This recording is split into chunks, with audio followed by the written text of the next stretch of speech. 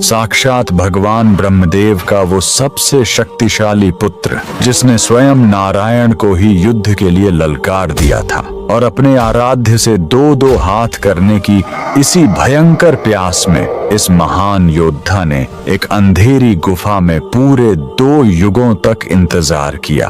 और फिर द्वापर युग में भगवान कृष्ण के साथ शुरू हुआ 28 दिनों का सबसे खौफनाक महायुद्ध। कहानी आरंभ होती है सत्य युग से, जब ब्रह्मा जी के जम्हाई लेते समय उनके मुख से एक अत्यंत शक्तिशाली बालक का जन्म हुआ, जाम्बवंत।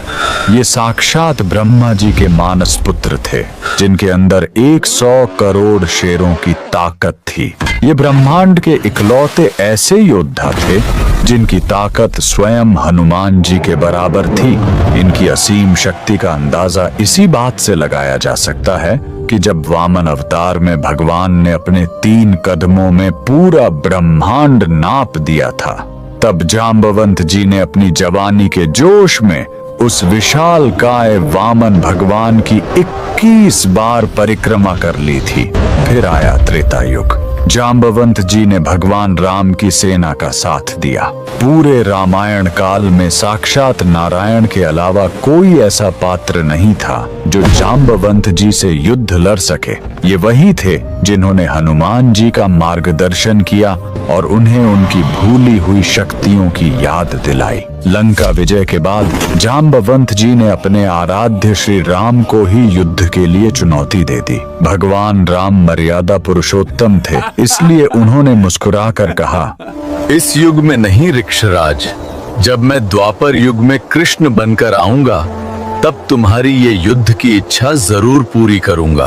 बस इसी एक युद्ध के इंतजार में जाम्बवंत जी गुजरात के पोरबंदर में स्थित राणावाव की इस खौफनाक गुफा में चले गए और युगों तक अपने प्रभु का इंतजार करने लगे। समय का पहिया घूमा और द्वापर युग आ गया। एक दिन भगवान श्री कृष्ण स्यमंतक मणि की खोज में जंगल में भटकते हुए उसी अंधेरी गुफा के अंदर पहुंच गए।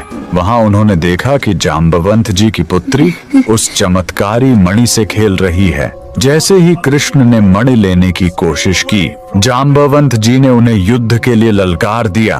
फिर शुरू हुआ ब्रह्मांड का सबसे भयंकर मल्ल युद्ध। ये युद्ध 1 या 2 दिन नहीं, बल्कि बिना रुके लगातार 28 दिनों तक चला। 28वें दिन उस अजेय और बलशाली जाम्बवंत का शरीर पसीने से कांपने लगा। उनका रोम रोम यह चीख कर कह रहा था कि पूरे ब्रह्मांड में साक्षात नारायण के अलावा